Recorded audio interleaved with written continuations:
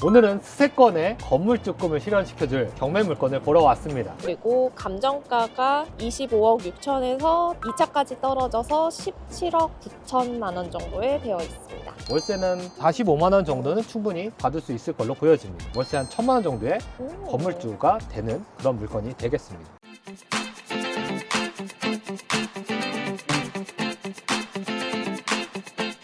안녕하세요. 부동산 경매 낙찰 전문가 노막수입니다. 안녕하세요. 예스비입니다. 반갑습니다. 예스비님, 요 바로 앞에 스타벅스가 있어요. 네, 수세권.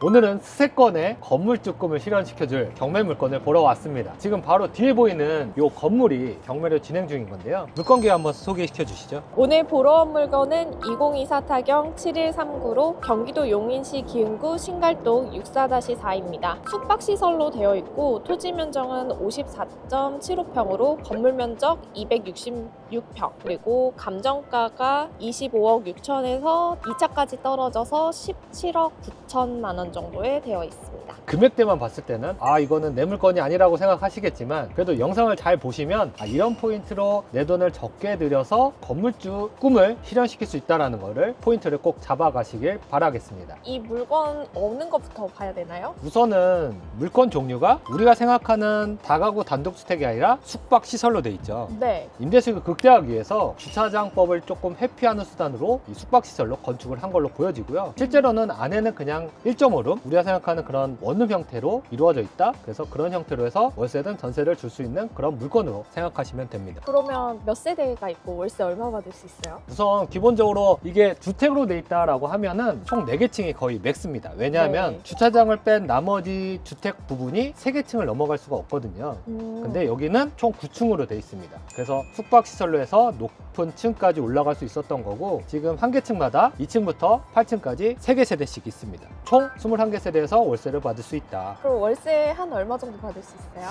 뭐 우선은 지금 임차인 신고된 거는 대부분 전세로 임차인 신고가 돼 있어서 월세 부분은 주변을 한번 확인해 보니까 여기 같은 경우는 분령 1.5룸, 그래서 원룸 빼고 나머지 거실 형태가 또 있기 때문에 월세는 45만 원 정도는 충분히 받을 수 있을 걸로 보여집니다. 그러면 거의 900만 원 넘네요? 예, 이런 것들은 대부분 별도 관리비를 추가로 받을 수 있기 때문에 월세 한 1,000만 원 정도의 건물주가 되는 그런 물건이 되겠습니다. 지금 주택에 대한 규제가 점점점 세지고 있잖아요. 네. 그래서 내 명의 하나가 엄청 소중한 건데 맞아요. 지금 여기는 숙박시설로 되어 있습니다. 그래서 내 명의를 쓰지 않고도 월세 현금 흐름을 주거용으로 세팅이 가능하다는 점이 큰 장점일 수 있습니다. 어떻게 해요? 우선은 기본적으로 개인 명의로 낙찰을 받든 법인 명의로 낙찰을 받든 여기는 주택으로 되어 있지 않기 때문에 대출을 받거나 그 다음에 본인 거주하는 집에 대해서 비과세로 주택을 소유하고 매도하는데 이 건물은 카운팅이 되지 않는다라고 생각하시는 게 맞습니다. 그러면 여기 위치적 이점은 어떤 게 있나요? 우선 지금 네. 바로 옆에 스타벅스도 보이고 수세권. 그리고 오른쪽에는 바로 큰 고깃집도 있고 고깃집 바로 옆에 또 병원까지 크게 있습니다. 여기나 뭐 이런 교통수단은요? 우선은 여기 이용하는 사람들은 대부분 직장인 사람들이 많을 텐데 15분 거리 정도의 기흥역이 있고, 자동차를 이용하시는 분들은 수원신갈 IC가 그래도 차량으로 바로 한 3분 거리 내에 있기 때문에 교통적인 입지는 아주 괜찮은 곳이라 생각할 수 있습니다. 근데 여기 폭은 조금 좁아 보이긴 하네요. 그거 토지할 때 항상 중요한 게 도로 폭이잖아요.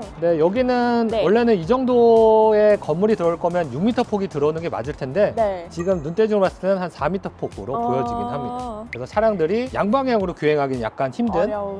그걸로 보여지고요. 네. 경매물건지 옆에도 똑같은 생수구로 해서 약간 쌍둥이 건물처럼 이름만 다른 9층짜리 건물이 보이긴 저 합니다. 건물인가요? 예. 그럼 대출은 얼마 정도 나오는 거예요? 우선은 뭐 네. 얼마만큼 싸게 낙찰받는지가 가장 중요하고요. 네. 그리고 물건 종류가 어쨌든 숙박시설이기 때문에 네. 담보인정 비율이 다른 거에 비해서 높은 편은 아닙니다. 그래서 최대치를 잡는다라고 하면 그냥 80% 정도 대출 나온다라고 생각하시는 게 맞고요. 그렇다고 하면 내 투자금이 많이 박히는 거 아니냐라고 생각하시겠지만 그만큼 많은 현금 흐름이 발생한다. 그리고 내 개인 명의를 사용하지 않는다는 게 아무래도 큰 메리트가 있는 거겠죠. 그러면 뭐 이래저래 해서 낙찰 받으면 80% 하면 4억 정도 들 것 같고, 월에 1,000만 원씩 받으면 1년에 1억 2천 정도 나오잖아요? 그러면 4년이면 다 회수되는 거예요? 그 정도를 생각하실 수 있는데 네. 우선은 레버리지를 일으켰기 때문에 대출 이자를 감안하셔야 되고, 대출 이자를 생각했을 때는 그래도 한 달에 한 500에서 550 정도의 대출 이자를 나간다 라고 생각하시면 되고요. 그러면은 대출 이자 제하고도 어쨌든 내가 일하지 않고도 한 달에 4, 500 정도의 직장인 월급이 나온다. 그러면 이거는 만약에 누막수님 받으시면 계획은 어떻게 돼요? 뭔가 리스크 이런 건 없나요? 뭐 우선은 생각하셔야 될 게 원래는 생활용 숙박시설이 전입을 전제로 한 물건은 아닙니다. 전입을 하게 됐을 때 지자체에서 나올 수 있는 이런 불법적인 거, 이행강제금에 대한 요소는 고려를 해보셔야 되고요. 근데 대신에 이 옆에 건물도 그렇고 여기가 2017년 건물인데 약 9년 정도 건축물 대장에 불법이라는 거 없이 운영되고 있는 걸 감안했을 때는 그 정도의 리스크만 알고 입찰하면 되고 지금 현재로서는 크게 불법적인 건 없다. 이 정도로 생각하시면 될 것 같습니다. 그러면 전세 세입자면 물어줘야 될 수도 있잖아요. 우선 그걸 위해서 경매 공부가 조금은 필요한 거고요. 네. 우선은 기본적으로 이런 부동산을 살 때는 은행에 대출을 끼잖아요. 네. 그랬을 때는 은행에서 대출 나갈 때 근저당을 잡습니다. 그래서 근저당 이후에 전입된 사람들은 다 낙찰자가 인수할 권리가 하나도 없는 거고요. 지금 경매정보지 상으로도 말소 기준 권리 이후에 다 전입된 분들이기 때문에 결론적으로는 다 명도 대상이 되고요. 낙찰자가 인수할 금액은 제로입니다. 좋네요. 대신에 지금 안타깝게도 전세로 들어오신 분들은 뭐 1억대도 있고 1억 7천짜리도 있기 때문에 그런 분들은 경제적인 피해가 많이 예상될 걸로 보여집니다. 그건 좀 안타까운 것 같아요. 네. 그래서 굳이 경매 투자를 하지 않더라도 이런 부동산 등기부등본 보는 법 그리고 전세 사기를 피하는 방법에 대해서는 꼭 공부를 하셔야 되고요. 누막소 TV를 통해서라도 제가 그런 지식들은 계속 알려드리도록 하겠습니다. 주차장 좀 협소해 보이는데 괜찮을까요? 지금 저희가 평일 낮 시간인데도 주차 공간이 제로입니다. 왜 그런가 생각해보면 결론적으로 여기 건물에 21개 세대가 있는데 주차 대수는 6대밖에 없습니다. 주차 공간이 너무 협소해서 그런 스트레스는 있을 걸로 보여지고요. 대신에 기흥역이 그나마 가깝다는 점 네. 그런 것들을 활용해서 대중교통을 활용하는 임차인을 구하는. 만나야 되지 않을까. 그리고 임장 오시면 이런 우편물들 어느 정도 거주한지는 꼭 확인해 보셔야 되고 내부에 공용부 컨디션이라든지 그다음에 건물적 하자가 있는지까지 꼭 꼼꼼하게 살펴보실 수 있어야 됩니다. 건물적 하자는 어떻게 파악해요? 어떤 걸 제일 중요해요? 우선 기본적으로 건물 외벽에 뭐 갈라짐이나 크랙이 있는지 그리고 내부에는 지금 여기 같은 경우는 엘리베이터가 필수죠. 네. 8층까지 있으니까 그래서 엘리베이터가 잘 작동하는지 지금 옥상이 열려있지 않아서 확인은 못했지만 옥상이 열려있다라고 하면 옥상 방수가 잘 돼 있는지 이런 것까지 꼭 체크를 해보셔야죠. 그리고 또 여기는 세대수가 많기 때문에 분리수거 부분들도 잘 관리가 되고 있는지 또 체크를 해보셔야 되고요. 그러면 누막수님의 계획은 어떻게 되나요? 누막수 TV 영상을 보여드리면 누막수가 다 입찰한다 생각하시는데 저도 돈이 한정적입니다. 그쵸. 그래서 한정적이죠. 제가 다 입찰하진 않습니다. 대신에 제가 운영하고 있는 누막수 낙찰 클래스를 통해서 괜찮은 물건들은 추천해드리고 네. 지금 그 괜찮은 물건들 중에 수강생 낙찰 사례가 어마어마하게 많습니다. 우와. 또 수강생들이 낙찰받지 못하더라도 영상을 통해서 구독자분들이 돈 될 만한 물건들도 소개를 해드리고 있습니다. 그러면 만약에 받으신다면 그 계획은 어떻게 되실까요? 그냥 이 물건에 대해서 입찰을 계획하고 있다라고 생각을 하시면 기본적으로 대출 부분을 제일 먼저 체크를 하셔야 되고요.